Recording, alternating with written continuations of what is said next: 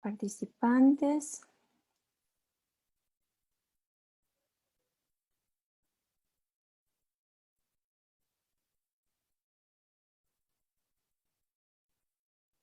Bueno, muy buenas noches a todos. Bienvenidos a uno más en nuestros seminarios web de la carrera de Economía conjuntamente con la Jefatura de Estudios Fundamentales. Vamos a dar un par de minutos más para que entren los demás participantes a este seminario, por favor.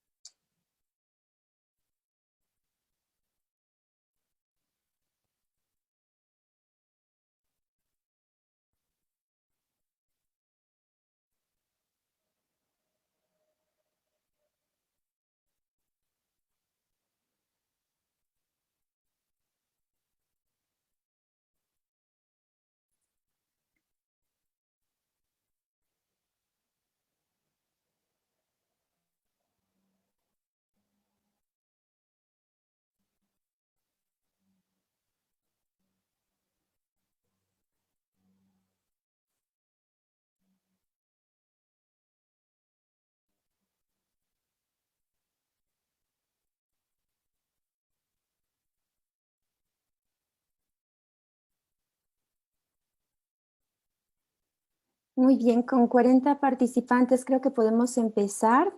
Darles nuevamente la bienvenida a nuestro seminario web del mes, que es realizado conjuntamente con la Jefatura de Estudios Fundamentales y la Jefatura de Economía de la Universidad Privada Boliviana, Campus La Paz.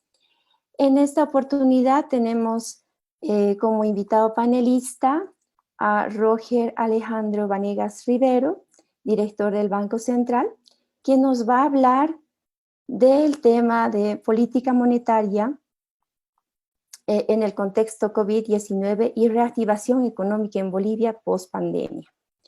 Permítanme hablarles un poco de nuestro panelista invitado. Roger Vanegas es econometrista e investigador como profesión en dedicación y es economista con maestría en finanzas y un doctorado en ciencias económicas por la Universidad Autónoma del Estado de México. Sus líneas de investigación y publicaciones están en el campo del crecimiento económico, la política monetaria, la sostenibilidad fiscal y la cuantificación de impactos de shock externos bajo modelos de equilibrio general computable, series de tiempo y modelos dinámicos y estocásticos, con publicaciones en revistas internacionales arbitradas e indexadas. Asimismo, fue coautor y coordinador del libro Tópicos del crecimiento económico en Bolivia. Ha recibido 3 premiaciones en concursos nacionales de investigación económica en categoría central y categoría abierta dentro de los encuentros de economistas de Bolivia organizados por el Banco Central de Bolivia. Es dictaminador externo de revistas científicas especializadas en economía, investigación económica de la UNAM, revista Praxis Investigativa Redie en México y de la revista Paradigma Económica, Universidad Autónoma del Estado de México. Su mayor experiencia está centrada en el campo de la docencia, investigación y posgrado, con desempeño en la dirección de posgrado de la Universidad Católica Boliviana. Asimismo, ha dictado cursos de macroeconomía dinámica y conferencias magistrales internacionales de teoría y política económica en México. De forma anterior, fue director del Instituto de Investigaciones Económicas y Sociales José Ortiz Mercado en la Universidad Autónoma Gabriel René Moreno, donde se desempeñó como profesor investigador en economía. En el sector financiero cuenta con experiencia en el área de planificación financiera y riesgos con orientación al análisis de estrés financiero para cuantificar riesgos en escenarios de volatilidad. Roger, es un gusto tenerte como panelista en este seminario. Bienvenido, te cedo la palabra. Muchas gracias, Paola. Pilar, un cordial saludo. También saludar, veo que está el colega doctor Darwin Ugarte, que también le agradecemos y felicitamos por su brillante trayectoria como académico, profesor de tiempo completo de la UPB. Felicitar y agradecer a las autoridades también de la universidad por permitir este espacio, ¿no? Que en realidad, más allá de la parte académica, siempre la parte reflexiva y la parte de las políticas públicas es muy importante. Más aún, si está dirigido a estudiantes y profesores de la carrera de Economía, creo que eso habla muy bien de su universidad. Muchas felicidades y agradecido por este espacio.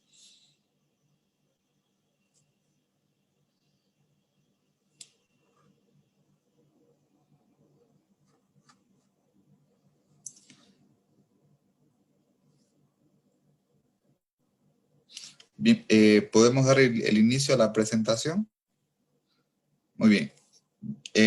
A la invitación que se había planteado estaba estipulada para hablar sobre lo que era la política monetaria en el contexto de COVID-19.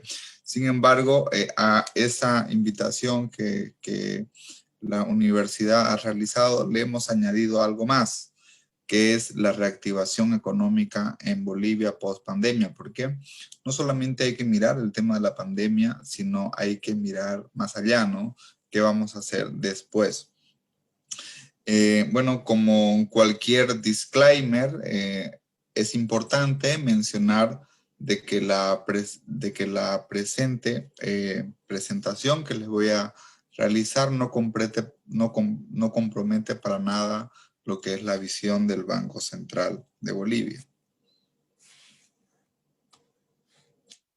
En tal sentido, la organización de esta presentación está en 5 puntos principales. Primero vamos a explicar lo que es el contexto internacional. Vamos a hablar sobre la inflación en Bolivia, sobre el crecimiento y el desempleo. Un punto fundamental dentro de esta presentación es el tema de la política monetaria en el contexto COVID-19. Y finalmente vamos a hablar sobre algunas prioridades y consideraciones para la reactivación económica en la pospandemia. Bueno, al final de la presentación se van a realizar las respectivas conclusiones y recomendaciones.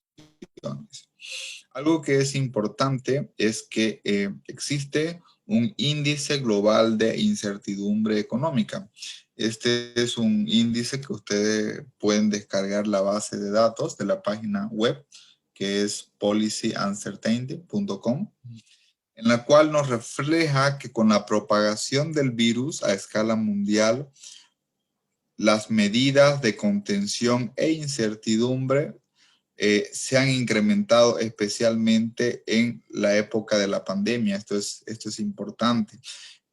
También es importante señalar que el máximo histórico se alcanzó al mes de mayo y después del mes de mayo el nivel de incertidumbre ha tendido a disminuir, aunque desde luego en el mes de agosto, julio-agosto, si bien es cierto que ha existido una disminución, sin embargo se mantiene en niveles elevados en comparación con gestiones pasadas. Asimismo, también es importante señalar que a raíz de la pandemia el volumen del comercio exterior retrocedió. De hecho, en el mes de marzo, abril, tuvimos los impactos más fuertes, tanto para economías avanzadas, el mundo, América Latina y China. Y por otra parte, lo que se observa es que ya en el último En el último periodo, por ejemplo, si hablamos en el mes de agosto, septiembre, ya se tiene una recuperación en lo que es el volumen del comercio mundial y las nuevas órdenes de exportación. Un indicador que es bastante importante para el reflejo de la actividad económica mundial es lo que se conoce como como la producción industrial mundial y el indicador del PMI global. Estos en la época de la pandemia tuvieron fuertes contracciones y la cual esto ya ha tendido a recuperarse a partir del mes de julio, ¿no? Tanto en la producción industrial mundial como en el PMI global del sector servicios. Entonces, lo que nos dice es que ya para el mes de septiembre la actividad manufacturera a nivel mundial ha comenzado a recuperarse, pero eso también se ha visto en el sector de servicios. Por otra parte, si vemos las perspectivas de crecimiento para el 2020, diversos organismos y fondos multilaterales como el FMI, el Banco Mundial, la CEPAL, a medida que ha pasado el tiempo en este 2020, han tendido a revisar sus pronósticos y estos pronósticos han sido revisados desde luego a la baja. Por ejemplo, si mencionamos Capital Economics, en la última revisión en sus pronósticos, que fue en octubre de este año, ha señalado que en el caso en particular de América Latina y el Caribe, se tendrá una contracción en torno al 8%. Si vemos, por ejemplo, el FMI, la última revisión que fue a junio del 2020, pronostica para América Latina y para América del Sur una contracción económica en torno al 9.4 y al 9.5 respectivamente. El Banco Mundial es un poco más optimista en su revisión, señalando una contracción económica en torno al 7%, hablamos de la región de América del Sur, y finalmente la CEPAL en su revisión a julio del 2020 señala para el caso de la región de América del Sur una contracción en torno al 9%. Si somos más pesimistas de lo que son los organismos multilaterales, en un escenario, digamos, conservador pesimista, estaríamos hablando que básicamente la región este año va a tener una contracción en torno al 10%. Y esto significa de que la recesión que nos ha dejado el coronavirus, la pandemia, es la peor recesión económica a nivel internacional que se habría observado inclusive desde la Gran Depresión. Cuando hablamos del contexto internacional, no podemos dejar de hablar de países líderes a nivel mundial, como es el caso de China y como es el caso de Estados Unidos. Para el caso particular de China, es importante mencionar que este país, el segundo trimestre, ya tiene un crecimiento en la actividad económica del 3%, toda vez que el primer trimestre había tenido una fuerte contracción económica, que eso se ve tanto en el crecimiento interanual como también en su índice de manufactura industrial, ¿no? De hecho, también en el índice de manufactura industrial, ya a partir del mes de mayo, ya se ve de que los números son positivos en relación con el índice. Si vemos para el caso de Estados Unidos y vemos el crecimiento al segundo trimestre, el caso de la economía americana, que también es otro punto relevante, ha tenido una caída en el Producto Interno Bruto en torno al 31%, y básicamente esta caída se ve explicada por lo que es el consumo privado, por lo que son por lo que es la inversión y por lo que son las exportaciones. Si vemos el índice de producción manufacturera, el cual la línea base o de comparación está alrededor de 50, para el mes de julio ya estaría aproximándose al punto referencial base, y para el mes de agosto y septiembre ya habría tenido un crecimiento, ¿no?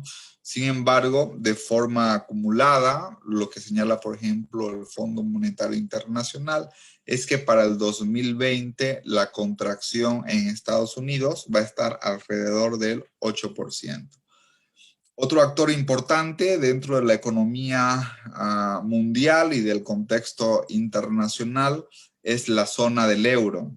Si vemos el segundo trimestre, la contracción que ha tenido la zona euro ha estado alrededor del 15%. Y si vemos el indicador de la producción de manufactura industrial, ya a partir del mes de julio y agosto también han tenido recuperaciones, más especialmente por el PMI manufacturero en comparación con el servicio. De igual manera, el Fondo Monetario Internacional prevé que la perspectiva de crecimiento para el 2020 será de una contracción en la actividad económica en torno al 10%. Como contexto internacional y tomando como contexto básicamente el tema de la pandemia, durante este 2020 los indicadores de inflación en las economías avanzadas han tendido a tener indicadores bajos, y el punto referencial para las economías avanzadas es el 2%. De hecho, economías como Estados Unidos, como es la zona del euro, han tenido bajas tasas de inflación, y lo que se ha visto es que los bancos centrales de las economías avanzadas han tendido también a reducir sus tasas de interés, como es el caso de Estados Unidos, como es el caso del Reino Unido. Si vemos, por ejemplo, en el caso de Japón o en el caso de la zona euro, incluso se observan tasas de interés de políticas monetarias negativas, es decir, por debajo del 0%. Otro punto que es importante dentro del contexto internacional es la volatilidad en los mercados financieros. Con el principal rebrote de la pandemia, especialmente por el mes de marzo, abril, se alcanzaron los mayores niveles de volatilidad en los mercados financieros.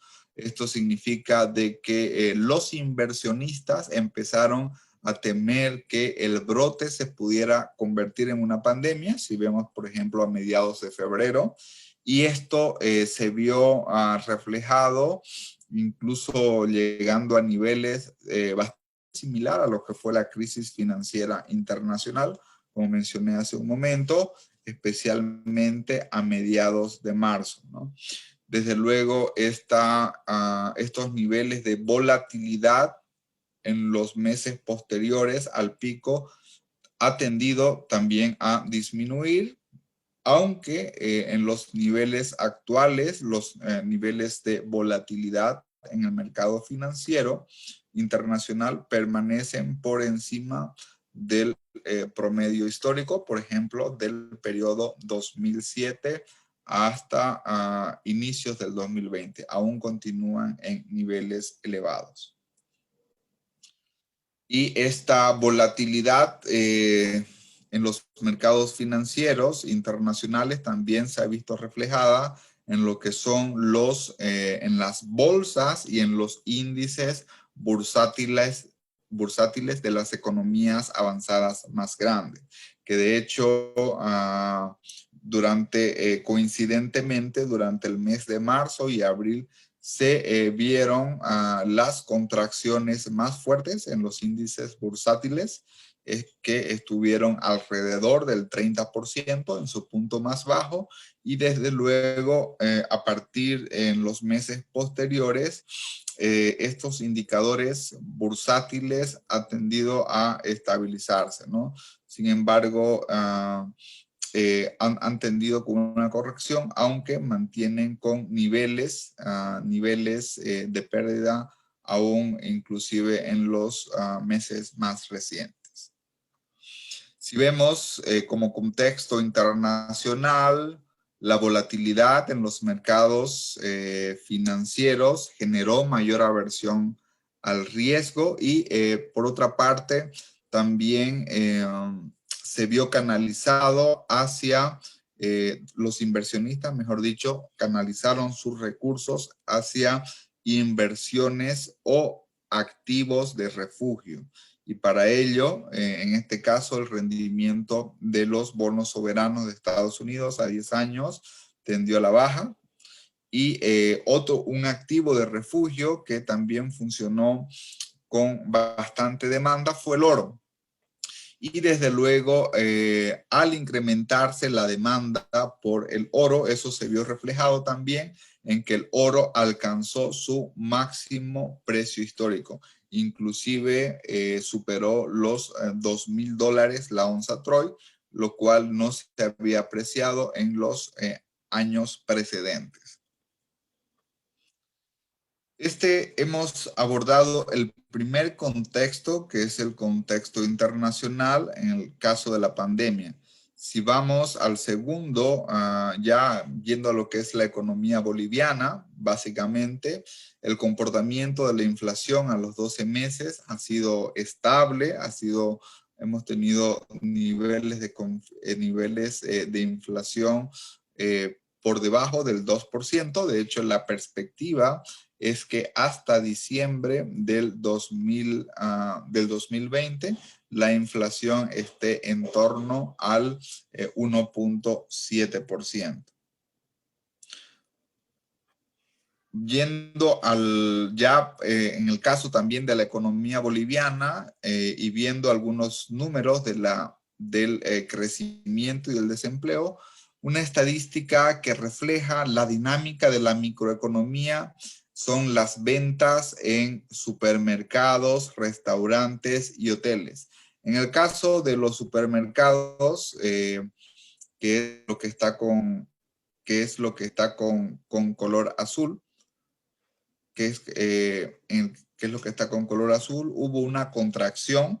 Sin embargo, las mayores contracciones se vieron reflejadas en los hoteles y restaurantes, estos que tuvieron una contracción en el último periodo del 2020 en torno al 60 y 54%, mientras que en realidad la caída que hubo en los supermercados estuvo alrededor del 14%, porque continuaron sus actividades, aunque con menor dinamismo.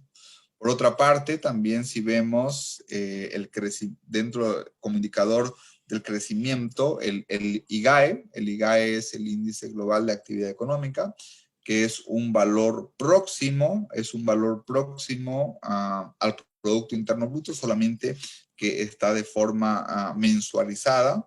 Al mes de agosto han existido 3 sectores que han reflejado números positivos. El primer sector es el sector de agricultura, silvicultura, caza y pesca, con un crecimiento del 1.9% de manera interanual. El sector de comunicaciones, con un crecimiento alrededor del 5.6%, y servicios de la administración pública. El resto de los sectores económicos ha tenido una contracción económica.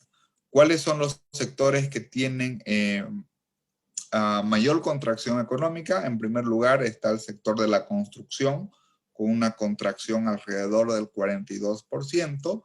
Luego tenemos el sector de minerales, metálicos y no metálicos, con una contracción en torno al 38%. Y otros sectores como comercio, servicios, industria manufacturera, también es importante mencionar el transporte y almacenamiento, que ha tenido una contracción en torno al 20%, han tenido contracción superior a los 2 dígitos. En el 2020, la contracción económica en Bolivia va a estar entre el 6 y el 8%. Desde luego, independientemente de los fundamentos, si esto lo comparamos solamente con el número frío. Yo aquí le estoy mostrando la variación en la actividad económica, tanto en el Producto Interno Bruto como en el Producto Interno, como en el PIB per cápita. Va a ser bastante similar en términos de magnitudes a lo que sucedió en 1983 o a lo que bueno, ustedes saben, la crisis de los 80 o lo que sucedió en 1896, que fue la crisis del mineral de la plata. Hubo una crisis de precios en la plata. Si vemos en más de 100 años de historia económica, las peores contracciones económicas que ha existido en Bolivia, podemos mencionar a 1931, que es previo a la Guerra del Chaco, con una contracción del Producto Interno Bruto en torno al 10%, o podríamos considerar 1953, que es un año después de la Revolución del 52, con una contracción bordeando el 11%. Ahora pasando a lo que es la política monetaria en el contexto COVID-19 en Bolivia. La política monetaria ha reflejado una política expansiva en el sentido de que ha mantenido niveles bajos en la oferta de subasta de valores, esto con el objetivo de dinamizar el sistema financiero y no sacar recursos del sistema, básicamente, y eso también se ve reflejado en la tasa de títulos de regulación monetaria, lo cual se ha mantenido en niveles históricamente bajos, ¿no? Por otra parte, dentro de lo que es la política monetaria y dentro de lo que es la orientación que ha tenido el directorio, básicamente se ha orientado a ofrecer estímulos y acciones para bajar las tasas de interés. En contexto de crisis económica, los bancos centrales estimulan la actividad a través de la orientación de la disminución de las tasas de interés. Esto tanto por el lado de las tasas activas, como también por el lado de las tasas pasivas. La liquidez en el periodo de mayor impacto en la pandemia, que fue los meses de marzo, abril, inclusive mes de mayo, hubo fuerte estímulo a fomentar la liquidez del sistema financiero. Que esto en los últimos meses, si bien es cierto, ha disminuido a comparación de los puntos máximos. Sin embargo, los niveles después, en los últimos meses, siguen siendo adecuados y están de manera superior en comparación con los años anteriores. Eso es importante mencionar. La política monetaria que ha desarrollado el Banco Central de Bolivia en el contexto COVID-19 está catalogada como uno de los mayores niveles en la región. Y podemos decir de que los impulsos monetarios desarrollados en Bolivia es básicamente el más alto de la región, que está bordeando el 20% del Producto Interno Bruto.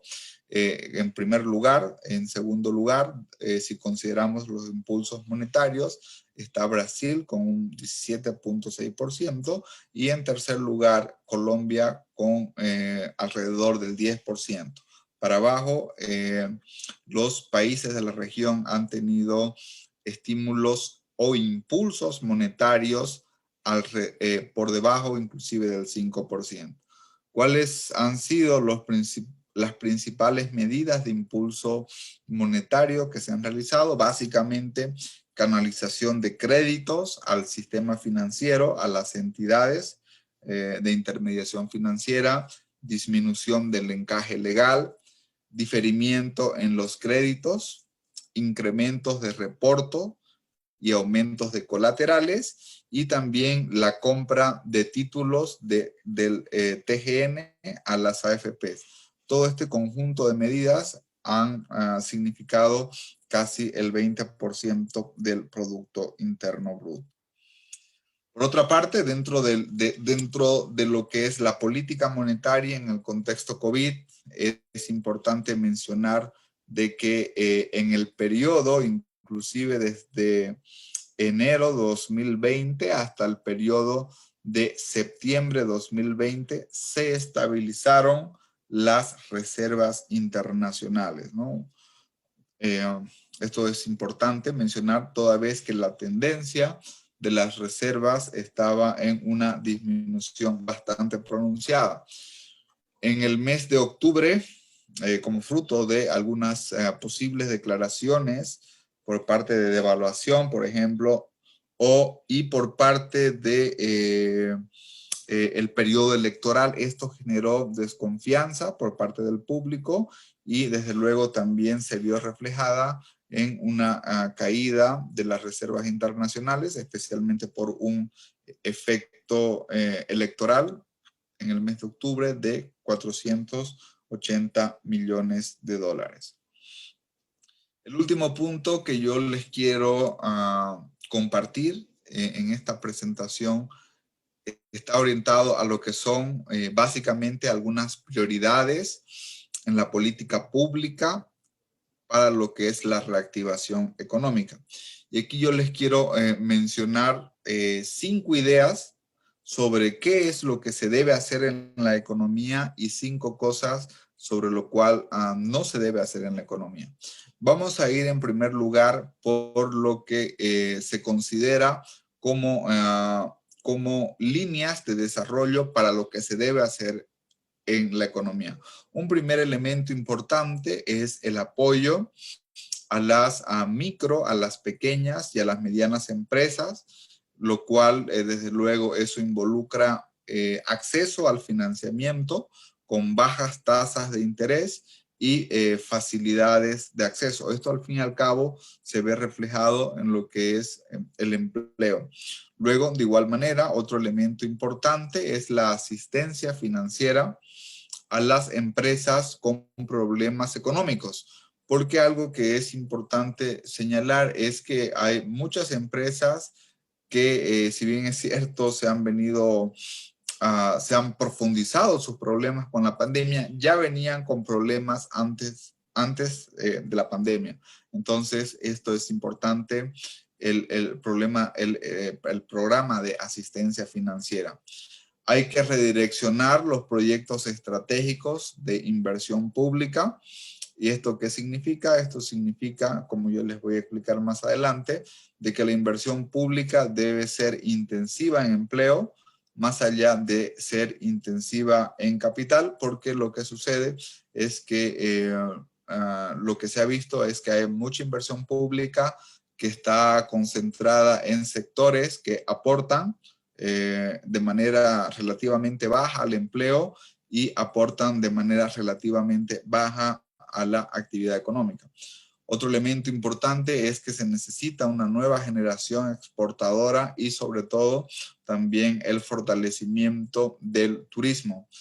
Uno de los elementos centrales que va a tener que realizar el nuevo gobierno es la diversificación de los ingresos fiscales y sobre todo la disminución en la dependencia de los hidrocarburos. Esto desde el punto de vista fiscal.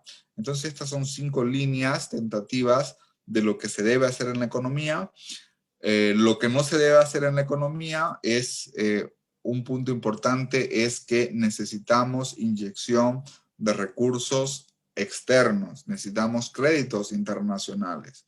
Por lo tanto, algo que no se debe hacer es, por ejemplo, rechazar los créditos internacionales.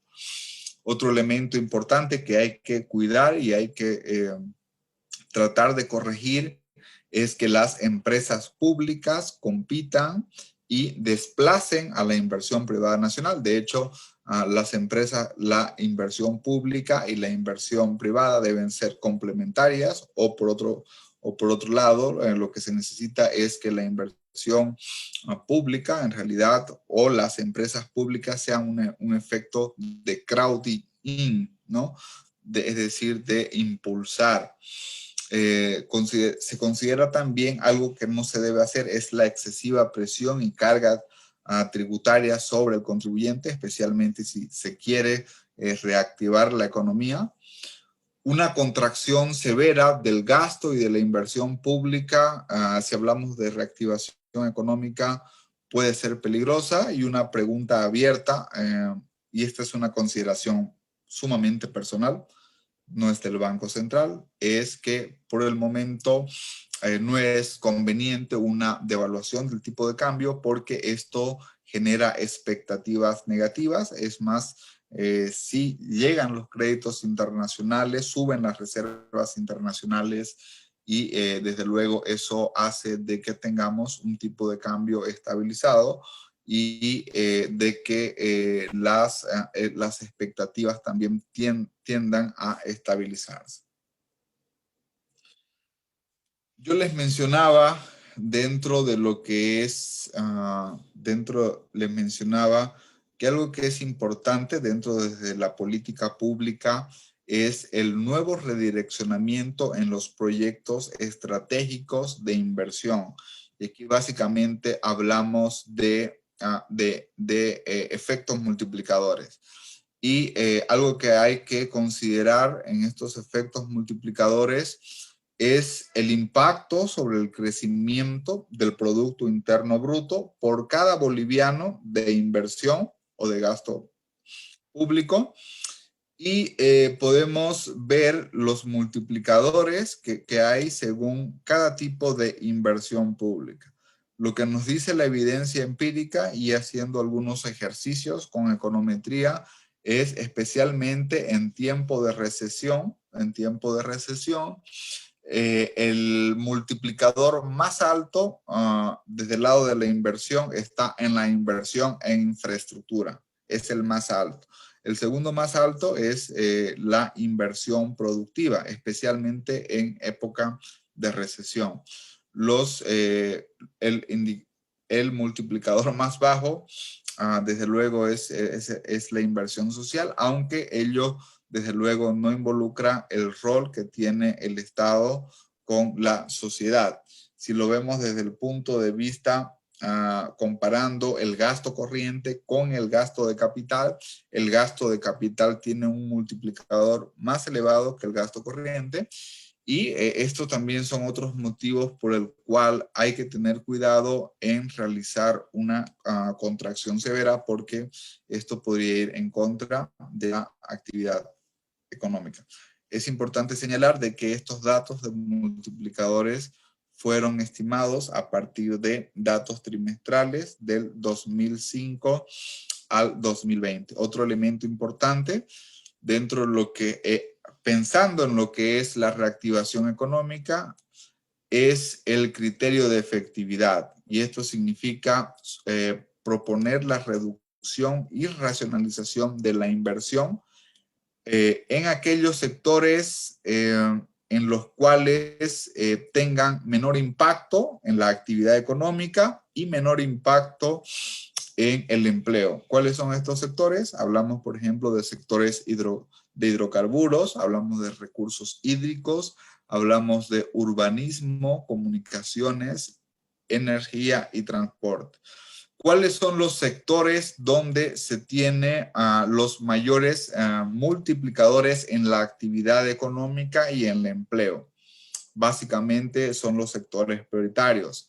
Hablamos del sector agropecuario, hablamos de la industria, hablamos del turismo, hablamos de la minería y hablamos también del saneamiento básico y salud.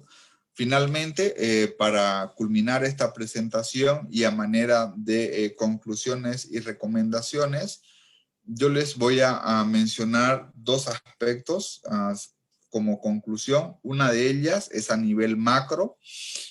es que la conclusión general es que los efectos de la pandemia nos han reflejado choques o shocks, también llamados negativos, tanto por el lado de la oferta como también por el lado de la demanda, ¿no? Estos impactos se han visto reflejados en contracción por parte del consumo privado, por parte de la inversión privada también, por parte de los ingresos fiscales y por parte del ahorro nacional. Para el caso de Bolivia y lo que yo les he mencionado, el rol que ha tenido el Banco Central ha sido muy activo en las políticas monetarias, especialmente brindando estímulo, impulso, asistencia al sistema financiero, porque es rol del Banco Central la estabilidad financiera y que una crisis económica no se convierta en una crisis financiera, pero también se ha tenido un Banco Central en la cual ha brindado el soporte y el financiamiento al sector público para que éste pueda realizar los estímulos económicos, especialmente a quienes más lo necesitan. Desde el punto de vista macroeconómico, el desafío principal va a estar en la estabilidad y en la sostenibilidad económica. No solamente, si bien es cierto, la reactivación económica es de corto plazo, sin embargo, el tema de la sostenibilidad está orientada al mediano, pero también a largo plazo. A nivel macro, esas son las conclusiones y recomendaciones. El otro eje temático es el nivel micro. Entonces, si bien es cierto, como les he mencionado, hay varios fundamentos y bastante análisis desde el tema macro. Sin embargo, lo que hace falta en términos de desarrollo es lo micro. Y esto significa que las crisis representan oportunidades a nivel microeconómico. Y eso nos orienta a plantearnos preguntas, por ejemplo, cómo nos reinventamos, cómo cambiamos el chip. Sin duda alguna es un momento propicio para lo que se conoce como innovaciones disruptivas. Estas innovaciones las podemos realizar desde el campo de la educación, desde el campo de la productividad, un tiempo para la economía digital de las empresas. ¿Qué significa esto? Esto significa nuevas formas de organización, nuevas formas de trabajo, como también significa nuevas formas de comercialización de bienes y servicios, ¿no? Una agenda prioritaria es la salud, que es lo más importante. Un segundo punto en una escala de agenda prioritaria sería la reactivación económica. Y un tercer punto sería la sostenibilidad económica y la estabilidad en el largo plazo. Cuando hablamos de estabilidad, hablamos de equilibrios y también hablamos de corrección de equilibrios.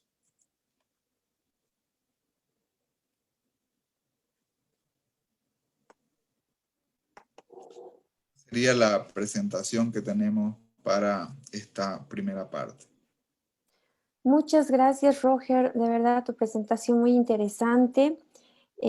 Creo que podemos ceder la palabra a las preguntas que ya han ido planteándose durante el desarrollo de la presentación. Si Pilar, ¿nos puedes ayudar con esta parte? Claro que sí, Paola. Primero que todo, igualmente agradecerte, Roger, por tan excelente presentación. Tenemos aquí ya unas consultas. La primera, un espectador anónimo que nos dice cómo funciona el índice de volatilidad. Entonces, es nuestra primera pregunta, Roger. No sé si vamos una por una, ¿sí? Por favor. Okay. Sí. Bien, el índice de volatilidad, hay dos mediciones. Una es una se llama VIX y otra se llama BXO, que básicamente consiste en calculan desviaciones o como medidas de dispersión en las principales bolsas del mundo, como es, por ejemplo, la bolsa de Chicago, por ejemplo, o como es el índice de Nasdaq. Entonces, a partir de volatilidades o desviaciones es que calculan estos índices, lo cual podemos descargarlo desde la web. Bien, ok, listo. Muchas gracias. Pregunta de María Laura Torrico.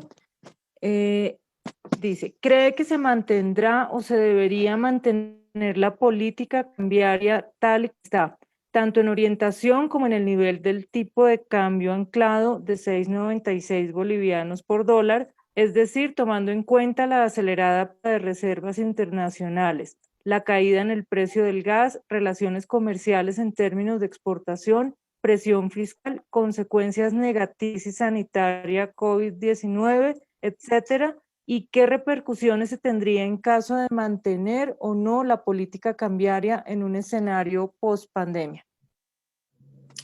Muchas gracias, es una interesante pregunta. Como lo aclaré al inicio de la presentación, este es un comentario totalmente personal que no refleja la posición ni del directorio ni del Banco Central. La definición conceptual es que el tipo de cambio es una variable de ajuste, no es una variable de política. Entonces, en ese sentido, últimamente se lo ha considerado como una variable de política.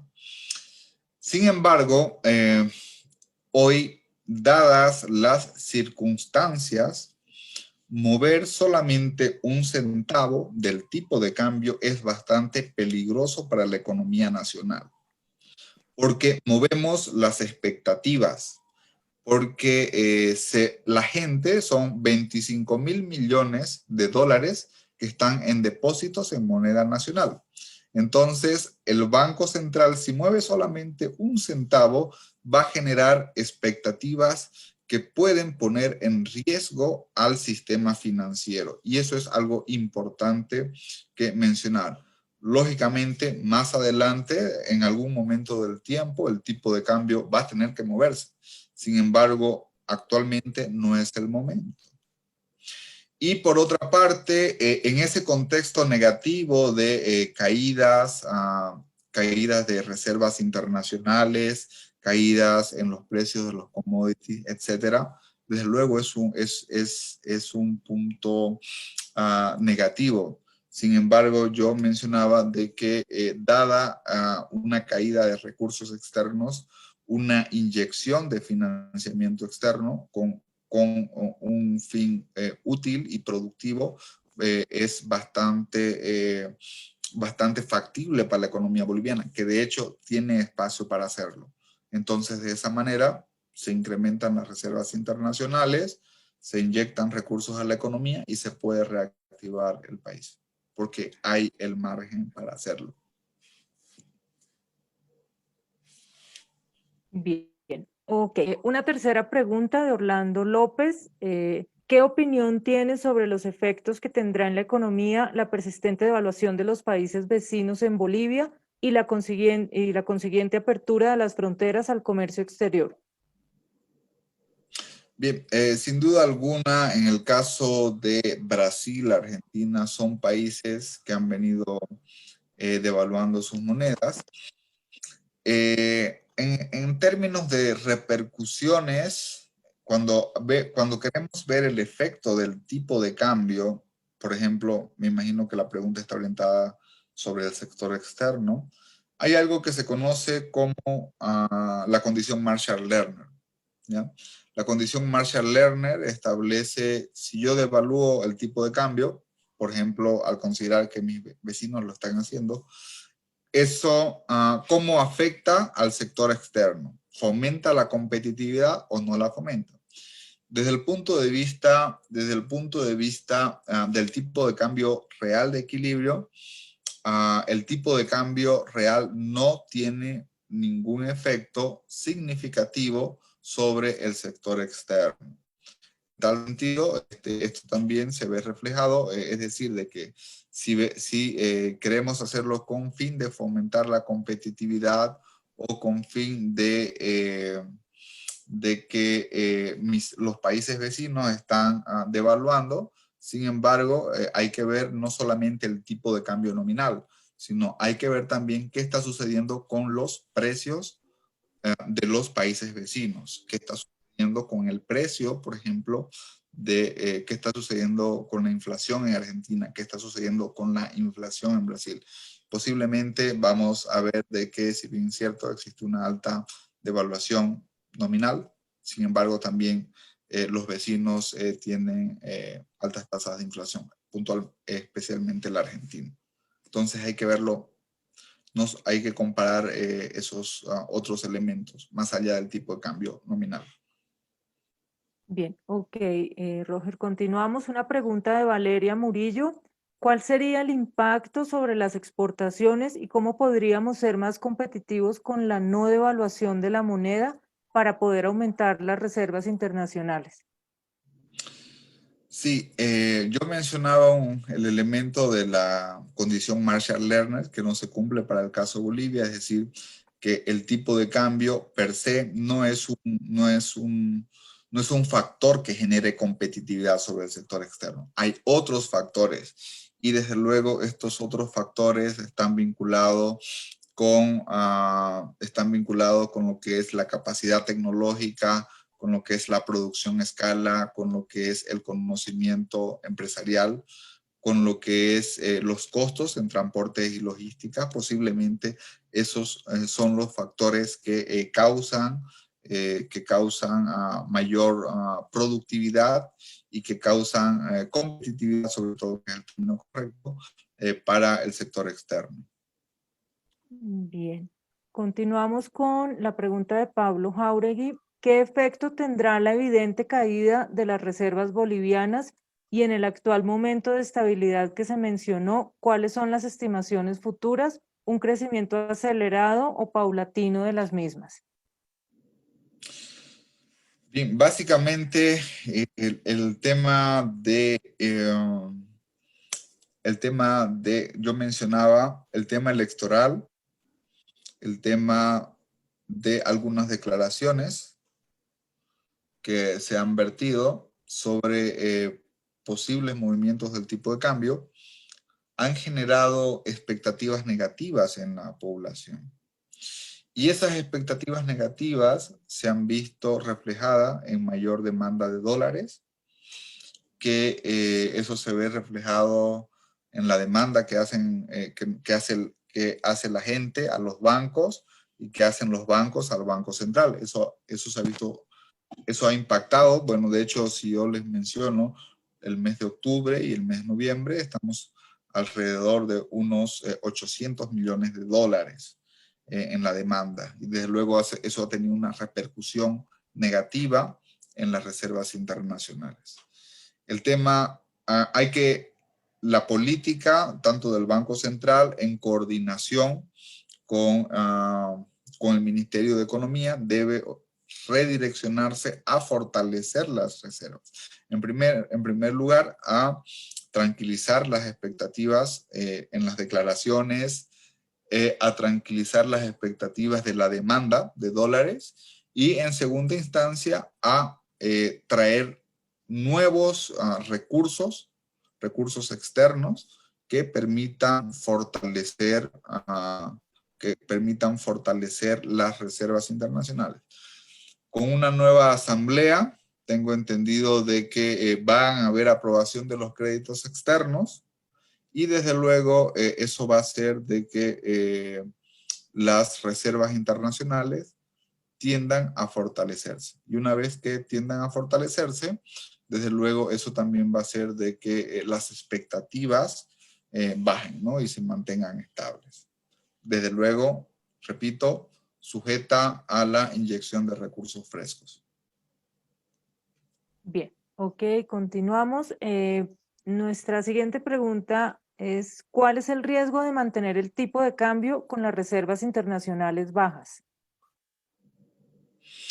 Las reservas internacionales están en un nivel adecuado, si bien es cierto, han disminuido de manera considerable. vienen desde el 2015 disminuyendo. Sin embargo, en el corto plazo no habría ningún problema. No habría ningún problema y por lo tanto la expectativa, insisto, personal, es que con las nuevas gestiones y políticas las reservas tiendan a incrementarse inclusive. Bien. Y nuestra siguiente consulta de Maya Hurtado, ¿cree que el cambio de gobierno causará problemas fuertes en la economía? ¿Y cuál sería el método factible para recuperar la economía a causa de la pandemia? Es una excelente pregunta. Yo les mencionaba de que hay dos lados, hay dos caras de la moneda. Posiblemente una de las decisiones más fuertes que va a tener que hacer el gobierno está vinculada a lo que son las empresas públicas deficitarias. Esa es una decisión fuerte. Y aquello que no se puede corregir hay que cerrarlo, ¿no? Entonces, desde luego eso tiene su secuela de sacrificios. Por otra parte, otro punto importante que se debe es redireccionar es hacia dónde se canalizan los recursos públicos, hacia dónde se canaliza la inversión. Si comparamos gasto corriente e inversión pública, el mayor impacto y generador de efectos multiplicadores positivos está vía inversión pública. Eso fue lo que yo les mostré. Ahora, lo que hay que redireccionar es no hacer lo que se hizo en el pasado. En el pasado se canalizaron mayor cantidad de recursos, por ejemplo, a electricidad, se canalizaron mayor cantidad de recursos a hidrocarburos, por ejemplo, que si bien es cierto, en su momento había que hacerlo, sin embargo, hoy en día la necesidad es diferente. Hoy en día lo que hay que enfocar es el estímulo y el impacto en la actividad económica, pero sobre todo en el empleo. No necesitamos que sea intensivo en capital, necesitamos nuevas inversiones intensivas en empleo. Entonces, la lógica es diferente, los criterios y de elección de sectores van a ser diferentes que fueron en el pasado. Creo que ese sería el principal desafío. Ok, muchísimas gracias, Roger. A continuación, tenemos una pequeña intervención del doctor Darwin Ugarte, quien nos va a concluir con una pequeña intervención. Darwin, por favor. Ok, gracias Pilar, muy buenas noches. Estimado Roger, muchas felicidades por tu presentación. Gracias por aceptar la invitación de presentar tu trabajo en estos workshops de la OPB. Para nosotros es muy grato tenerte acá, ¿no? Un economista de gran prestigio como eres tú. Roger, dos preguntitas. Es en base a lo que probablemente tú tienes datos más actualizados. Has revisado un poco las cifras. Creo que es de consenso para la mayoría de los economistas de que en el corto plazo, bajo ninguna circunstancia, el tipo de cambio debería modificarse, ¿no? Estamos en un escenario de incertidumbre, tenemos que salir de la crisis de COVID y en el corto plazo no sería nada aconsejable, ¿no? Agregarse un problema más, molestando a las expectativas.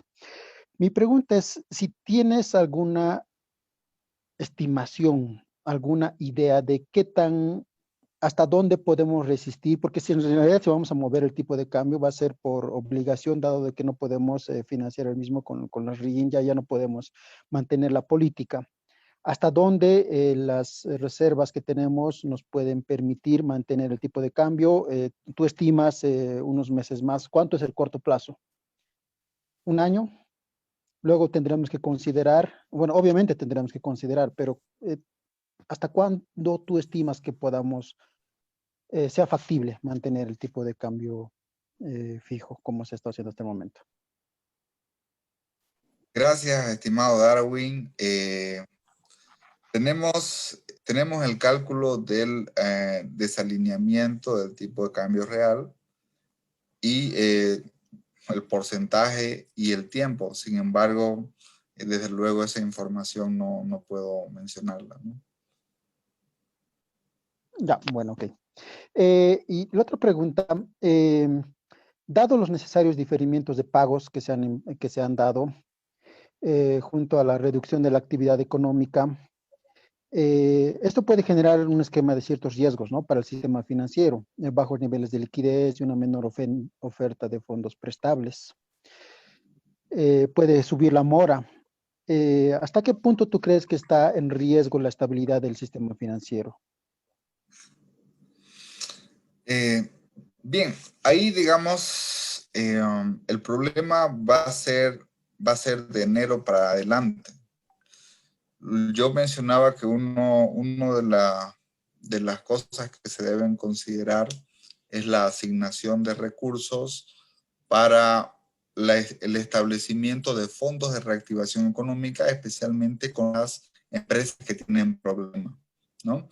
Y desde luego esta reactivación también se va a ver reflejada para que las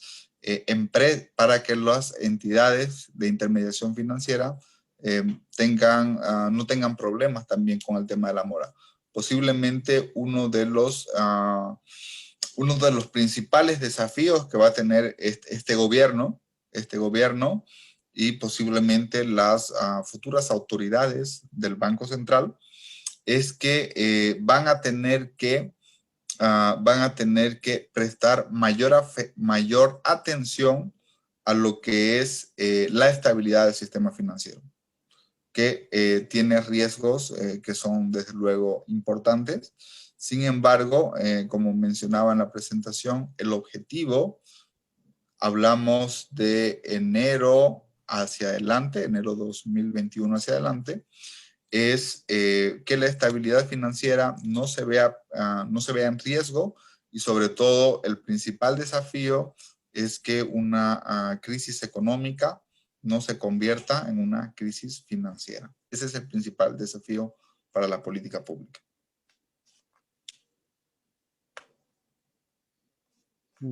Gracias. Gracias, Darwin. Muy bien, Roger. Gracias, Darwin, por participar. Agradecerte muy sinceramente a nombre de Pilar y mi persona por tu intervención en este espacio que creamos para poder actualizar a nuestros estudiantes sobre temas de interés y temas relevantes como futuros economistas que estamos formando. Quiero también agradecer a todos los participantes, agradecer sus preguntas y el interés que demuestran en esta actividad de la carrera. Y creo que con esto podemos dar por concluido este seminario. Nuevamente, gracias, Roger, y espero que podamos contar con tu participación en una futura oportunidad. Gracias, Pilar. Gracias, Paola. Gracias, Darwin. Agradecer y felicitar a las autoridades de la UPB por este evento, y creo que es muy importante el momento para la reflexión, para ver hacia adelante y sobre todo, ¿no? Para ver la economía en contexto nacional, internacional, y muchas gracias por la oportunidad de poder estar con ustedes. Gracias, Gracias, Roger. Muy bien. Hasta la próxima. Listo.